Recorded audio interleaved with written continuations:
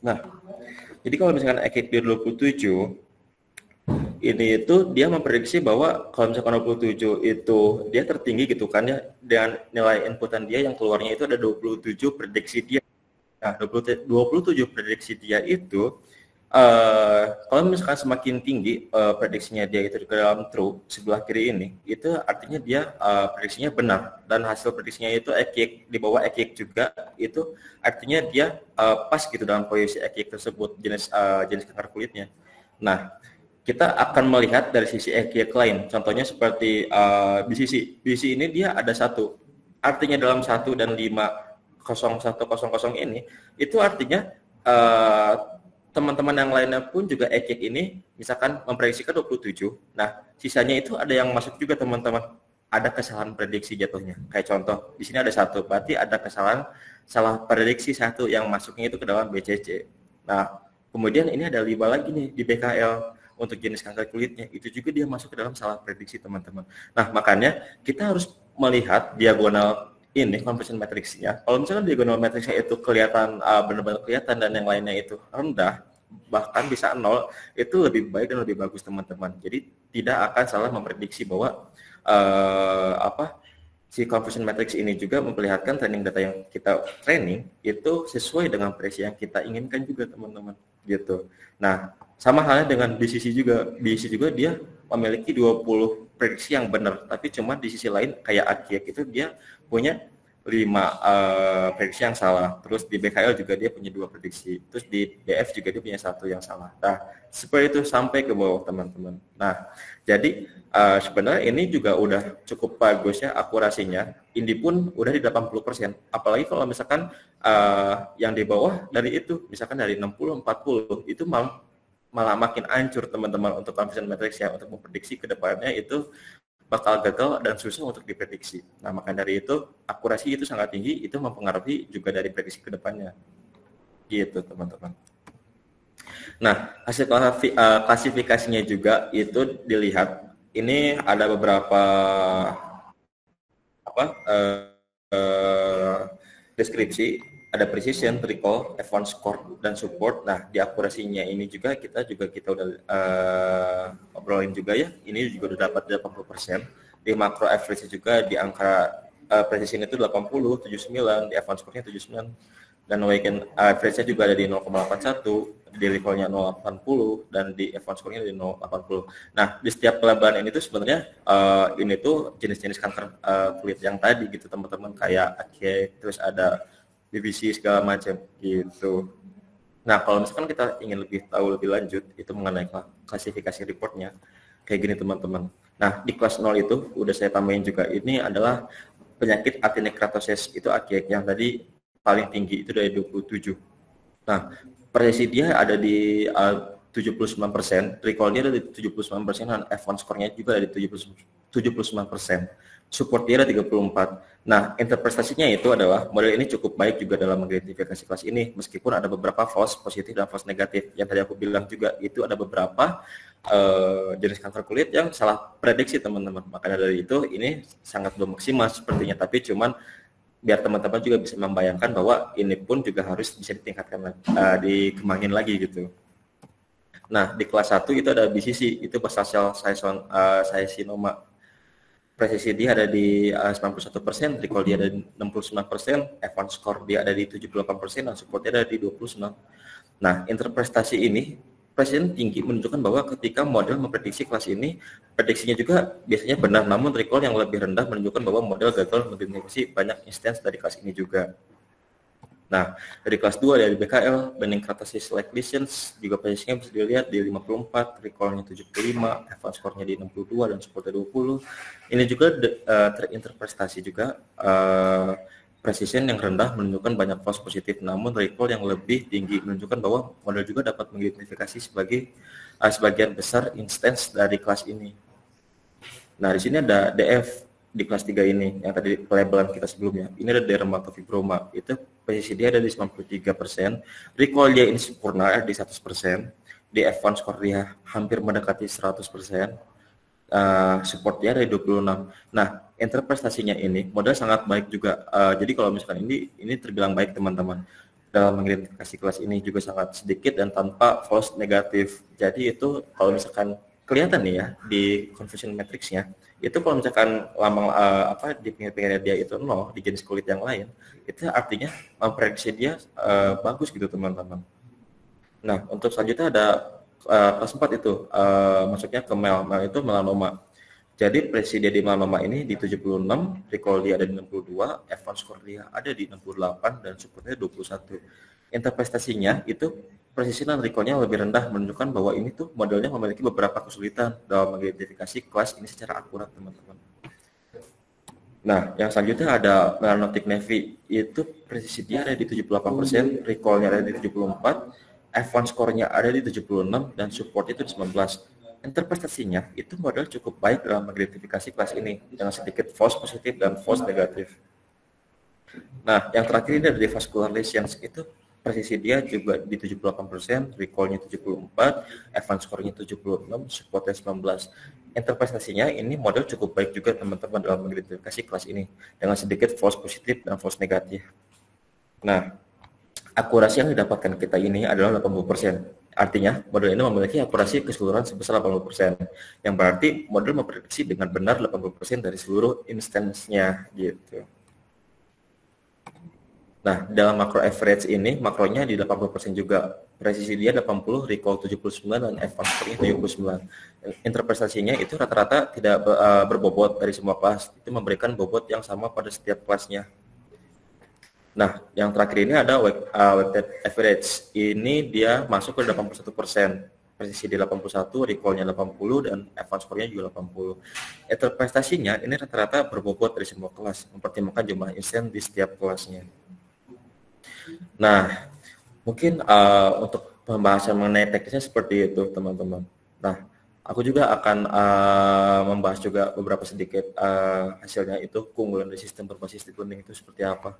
Jadi keunggulan itu banyak banget di deep learning, bahkan bisa memprediksi segala sesuatu yang kita inginkan, teman-teman.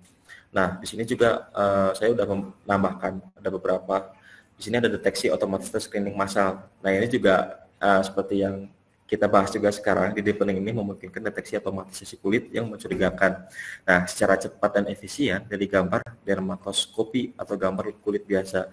Nah, ini juga memungkinkan screening massal yang lebih efektif dan dapat membantu dalam diagnosis lebih awal. Nah, selanjutnya ini ada pengenalan pola yang kompleks juga, teman-teman. Di CNN ini juga memiliki kemampuan untuk mengenali pola visual kompleks dalam gambar, seperti tekstur, bentuk, dan perubahan warna yang subtil pada kulit manusia. Hal ini sangat berguna dalam mendeteksi tanda-tanda kanker kulit yang mungkin sulit diidentifikasi oleh mata manusia atau bahkan oleh metode computer vision tradisional. Nah, sebenarnya kan kanker kulit ini juga susah untuk memprediksikannya. Seperti ini tuh masuknya kemana dan kemananya. Nah, makanya adanya dalam sistem ini juga bagus untuk mendeteksi.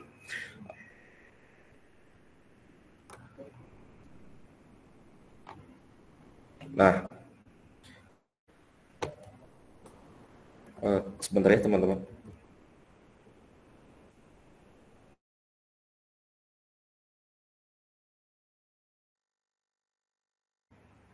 Nah, maaf ya teman-teman, ada beberapa gangguan dulu. Oke, kita lanjut lagi ya. Nah, pengenalan pola yang kompleks juga ini yang kita bahas tadi ya. Itu sebenarnya juga mengapa saya memilih kanker kulit ini, karena ya karena kanker kulit juga kita hidup bersama-sama di dalam ruang lingkup yang sama juga, teman-teman. Bahkan bisa di luar, di dalam rumah, bahkan kita bisa di dalam hutan, segala macam. Nah, maka dari itu lebih baiknya kita bisa memprediksi bahwa penyakit kulit ini termasuk kanker kulit yang mana dan penyakit itu termasuk kanker kulit atau tidak gitu. Nah, masa depannya gitu ya untuk deep learning dan dalam diagnostik medisnya gitu ya, teman-teman. Pengembangannya model multimodal, itu integrasi data dari berbagai sumber seperti gambar medis, CT scan, teman-teman mungkin tahu juga MRI atau gambar kulit. Nah, catatan medis elektronik juga dan data genomik untuk mengembangkan model deep learning yang lebih holistik dan dapat memberikan definisi yang lebih akurat tentunya. Nah, yang kedua juga mengembangkan algoritma self learning, itu penelitian juga terhadap algoritma deep learning yang mampu belajar sendiri juga, nah teman-teman, dan dari data baru dan mengadaptasi modelnya terhadap perubahan dalam praktik klinis yang dapat berkembangannya ilmiah baru gitu, teman-teman. Jadi bahkan pengembangan algoritma self learning juga itu bisa dia bisa belajar sendiri gitu teman-teman. Nah, itulah kehebatannya dari deep learning ini gitu. Nah, kesimpulannya dari semua hasilnya itu, jadi deep learning ini memiliki potensi besar tentunya dalam meningkatkan diagnostik medis dengan mengembangkan model yang kita tadi udah bahas, dan tentunya juga mampu mengintegrasikan data dari berbagai sumber, memberikan prediksi personalisasi, dan mendukung monitoring pasien secara kontinu, teman-teman. Nah, tantangannya juga ini seperti interpretabilitas model dan keamanannya data perlu diatasi juga melalui kolaborasi lintas disiplin dan mengembangkan regulasi yang sesuai. Nah, dengan penelitian dan validasi yang tepat, deep learning juga berpotensi mengubah paradigma perawatan kesehatan menuju perawatan yang lebih akurat, efisien, personal gitu teman-teman. Jadi itu sih hasil dari pembahasan kita kali ini. Jadi kedepannya mungkin untuk deep learning ini juga bisa semakin memprediksikan semakin akurat juga dan lebih mudah, dan juga mungkin untuk membantunya tenaga-tenaga medis di luar sana juga gitu. Nah, mungkin hasil dari paparan ini cukup sekian, dan terima kasih teman-teman atas waktunya juga. Akan saya kembalikan juga kepada moderator. Terima kasih moderator. Baik, terima kasih banyak Bung Valen. Semuanya tepuk tangan dulu. Oke ya, oke, teman-teman. Tadi sudah kita tahu ya, dapat kita simpulkan. Ternyata algoritma atau dua algoritma tersebut, algoritma deep learning itu dapat di-compare ya untuk mendeteksi penyakit kanker kulit. Nah, tapi selain kanker kulit tersebut juga bisa digunakan untuk diagnostik medis ya. Sungguh luar biasa sekali pemaparannya. Sekarang kita masuk ke sesi tanya jawab, teman-teman sekalian. Bung Valen masih standby ya. Silahkan dua orang yang ingin bertanya meraise hand terlebih dahulu. Sesi pertanyaan ini, silahkan. Barangkali teman-teman ada yang mau bertanya. Enggak? Ini ada dua dari M. Januar Indra. Silahkan, mungkin bisa open mic dan sekalian perkenalan. Nama dan domisili. Halo, suara saya kedengaran? Jelas, sangat jelas. Oke, baik. Saya Muhammad Januar Indra Praja, saya juga mahasiswa informatika dari Unibi, kelas reguler, rumah saya di Bandung.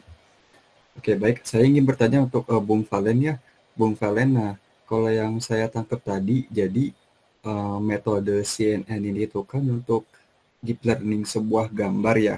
Nah, jadi begini, pertanyaan saya itu, saya nggak tahu ya, bukti nyata atau kasusnya ada di dunia nyata itu belum udah ada. Kira-kira kalau CNN ini itu kan tadi kalau dari berdasarkan penjelasan Valen kan, CNN itu lebih dominannya berfokus pada satu objek, satu titik ya. Jadi kayak misalnya tadi tai lalat atau apa gitu ya, kanker kulit itu kan fokus pada satu titik gitu ya, karena emang titiknya jelas itu ya, satu foto itu. Nah, memungkinkan nggak kira-kira kalau teknologi atau metode ini itu bisa berkembang dan misalnya dia itu bisa mengidentifikasi dalam satu foto yang dimana satu foto itu terdapat beberapa banyak atau banyak objek gitulah, jadi nggak cuma satu gitu. Nah, kalau menurut pendapat Valen, apakah memungkinkan atau tidak, bagaimana? Oke, baik.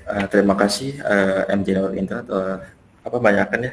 Ya, sebenarnya itu kalau misalkan yang tadi disebut oleh Januar Indra itu kelihatannya misalkan kalau misalkan itu kan satu foto atau misalkan satu foto gitu ya, terus banyak banget objek-objeknya, kayak misalkan itu jenis kanker kulitnya di mana-mana aja kan ya, tentunya.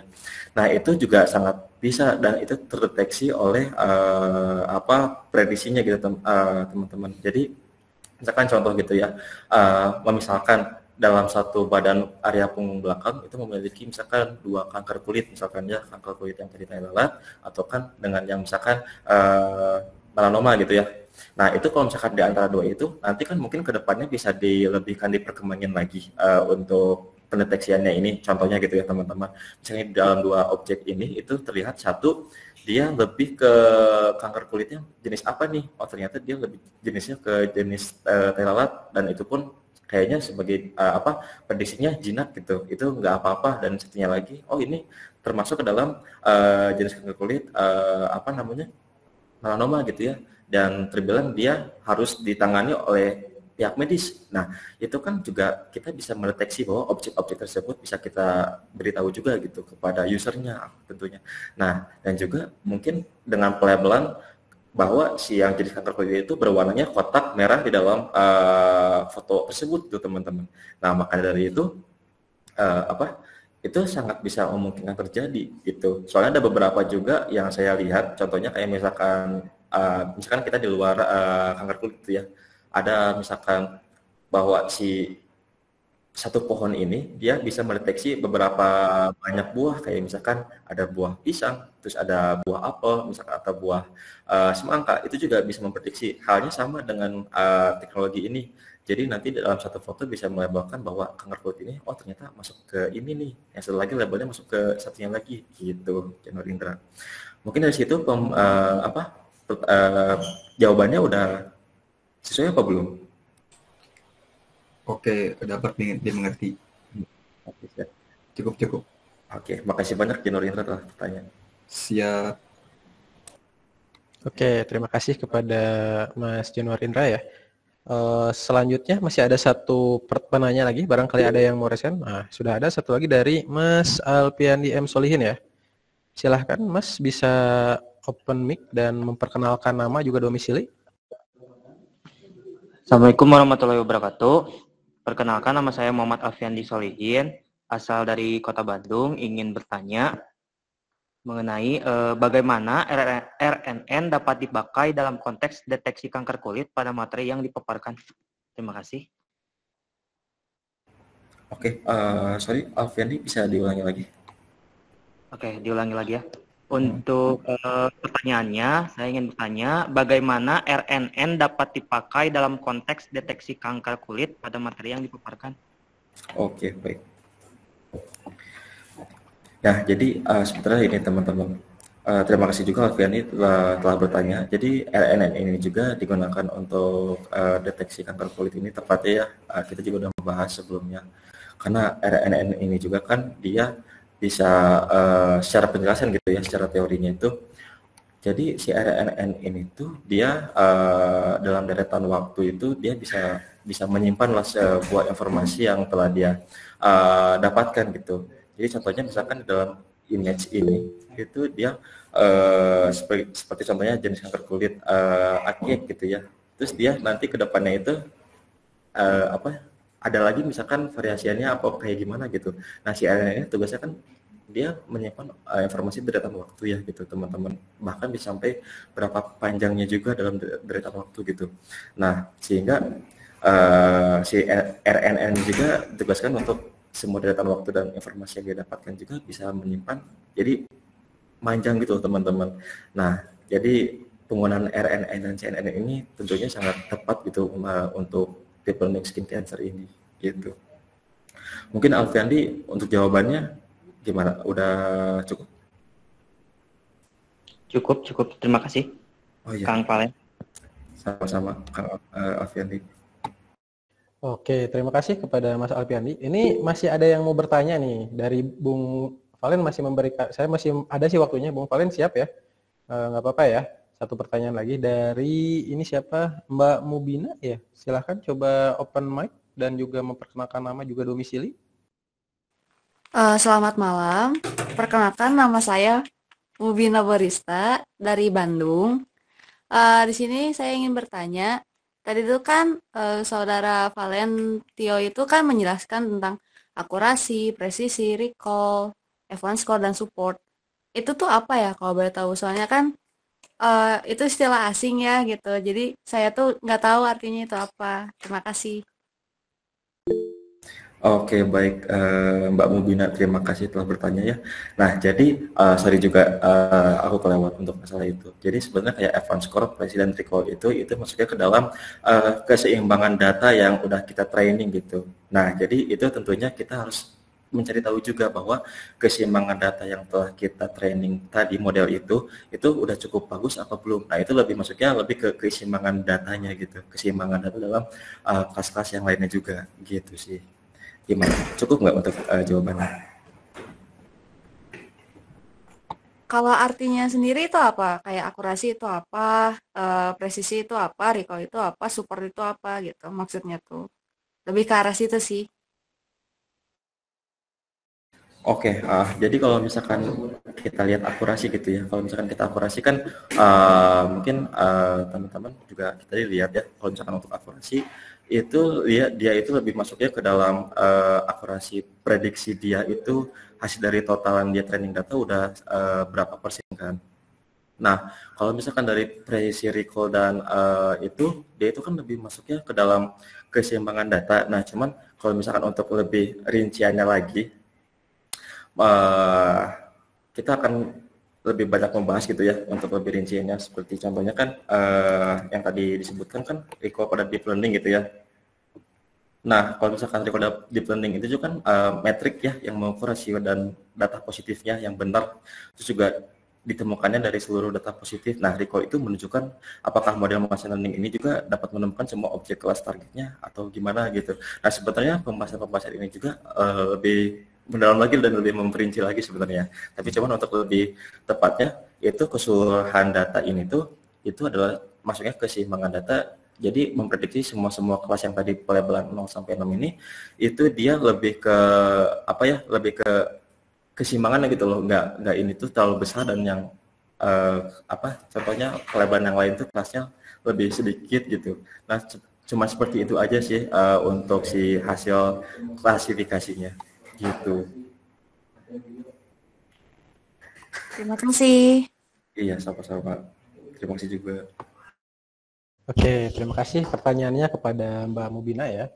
Ya lumayan ya, tadi maksudnya F1 score dan lain-lain itu adalah sebagai evaluasi. Jadi untuk evaluasi ketika kita menggunakan machine learning atau deep learning ini.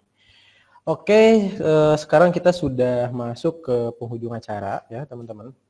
Tidak terasa sudah mau pukul 9 ya, 21.00. Pertemuan hari ini telah memberikan kita banyak wawasan. Sebelumnya saya terima kasih banyak kepada Bung Palen. Tepuk tangan dulu kepada Bung Palen, teman-teman semua. Oke ya. Oke, tidak terasa ya, kita sudah di penghujung acara teman-teman. Kita sudah banyak memberikan wawasan, teman-teman sudah mendapatkan banyak wawasan. Dan juga kami sangat berterima kasih kepada para pembicara yang telah berbagi pengetahuan. Kami juga ingin mengucapkan terima kasih yang sebesar-besarnya kepada semua peserta yang telah aktif berpartisipasi dalam diskusi ya, dalam memberikan pertanyaan, terus saling yang belum puas terus bertanya seperti itu ya. Kami mengucapkan terima kasih yang sebesar-besarnya. Terus semoga apa yang kita pelajari hari ini dapat diterapkan dalam upaya kita untuk meningkatkan kesadaran lingkungan dengan lebih baik di masa depan. Terakhir, kami sampaikan penghargaan yang setinggi-tingginya kepada seluruh panitia yang telah bekerja keras untuk mensukseskan acara ini. Tepuk tangan untuk panitia kita.